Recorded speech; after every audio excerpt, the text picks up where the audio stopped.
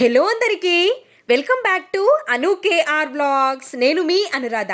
ఈరోజు మన ఛానల్లో రెసిపీ వచ్చేసి గోధుమ పిండితో 10 రోజులు నిల్వ ఉండే స్నాక్ రెసిపీని చూపించబోతున్నాను. చాలా టేస్టీగా ఉంటాయి. ఒక్కసారి చేసి పెట్టుకుంటే 10 రోజుల వరకు కరకరలాడుతూ చాలా బాగుంటాయి. ఇంకా ప్రాసెస్ చూసేద్దాం, వచ్చేయండి. మిక్సింగ్ బౌల్ తీసుకొని ఇందులోకి 1 కప్పు వరకు గోధుమ పిండిని తీసుకుంటున్నాను. ఇది ప్యాకెట్ పిండియే. పావు కప్పు వరకు బియ్యం పిండిని తీసుకుంటున్నాను. బియ్యం పిండి ప్లేస్లో కార్న్ఫ్లోర్ని కూడా యాడ్ చేసుకోవచ్చు.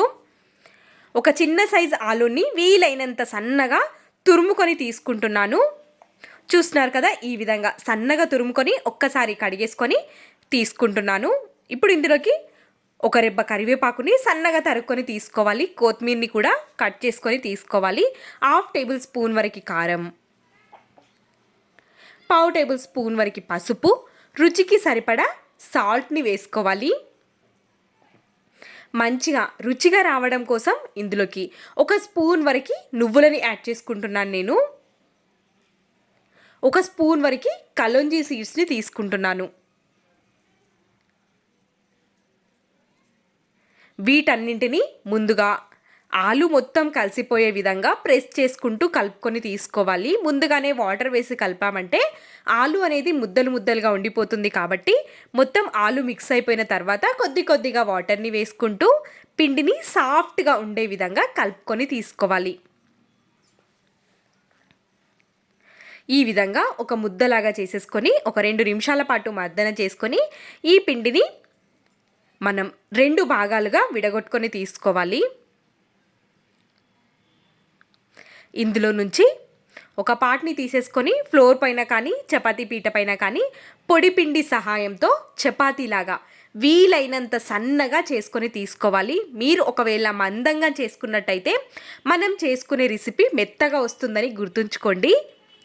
కాబట్టి వీలైనంత సన్నగా చేసుకొని తీసుకోవాలి. మనం పిండి ఎక్కువగా తీసుకున్నాం కాబట్టి మనం చేసుకునే చపాతీ పెద్దగా అవుతుంది. దీనిపైకి ఒక 2 టేబుల్ స్పూన్ల వరకు ఆయిల్ని వేసేసుకొని చపాతీ అంతా స్ప్రెడ్ చేసుకొని తీసుకోవాలి. ఇక్కడ నేను చూపిస్తున్న విధంగా చిన్నగా గ్యాప్స్ ఎక్కడా లేకుండా ఫోల్డ్ చేసేసుకొని కార్నర్స్కి కాస్త వాటర్ని అప్లై చేసేసుకొని ఈ విధంగా రౌండ్గా కట్ చేసుకొని తీసుకోవడమే. మనం కార్నర్స్కి వాటర్ అప్లై చేయడం వల్ల కార్నర్ అనేది విడిపోకుండా అతుక్కపోతుంది, పర్ఫెక్ట్ షేప్లో వస్తాయి. కాబట్టి అన్నింటినీ ఇదే విధంగా చేసేసుకొని ఒక్కొక్క దాన్ని ఈ విధంగా లైట్గా ప్రెస్ చేసుకొని తీసుకున్నామంటే చూడడానికి బాగుంటుంది. మనం వీలైనంత సన్నగా చేసుకొని తీసుకుంటే కరకరలాడుతూ చాలా రుచిగా వస్తాయి.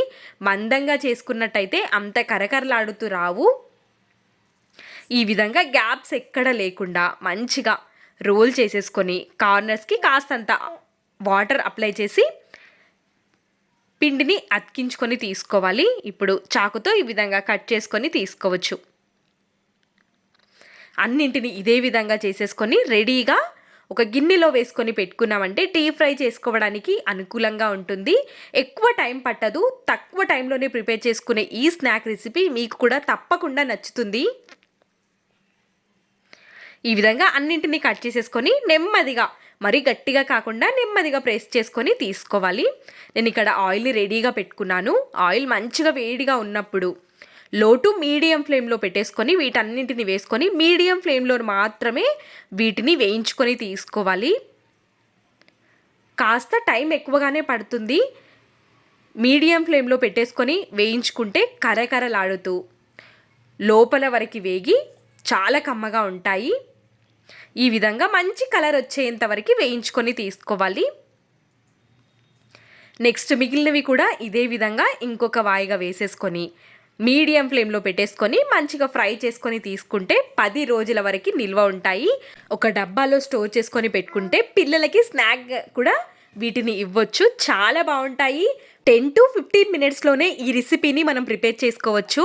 చూస్తున్నారు కదా, ఒకటి విరిచి కూడా చూపిస్తాను మీకు. ఎంత క్రిస్పీగా ఉన్నాయో, తిన్నా కొద్దీ తినాలనిపించే రెసిపీ. టైంపాస్గా ఏమైనా కావాలి అనుకున్నా ఇలాంటి స్నాక్ రెసిపీని ట్రై చేయండి. టీ టైం స్నాక్లోకి కూడా చాలా బాగుంటాయి. పిల్లలకైనా పెద్దలకైనా అందరికీ నచ్చే రెసిపీ. తప్పకుండా ట్రై చేయండి. ఇవే కాకుండా మన ఛానల్లో ఇంకా చాలా రెసిపీస్ ఉన్నాయి. కావాలి అనుకున్న వాళ్ళు అను కేఆర్ వ్లాగ్స్ ఛానల్కి వెళ్ళి ఒక్కసారి విజిట్ చేయండి. తప్పకుండా నా రెసిపీస్ మీకు కూడా నచ్చుతాయి.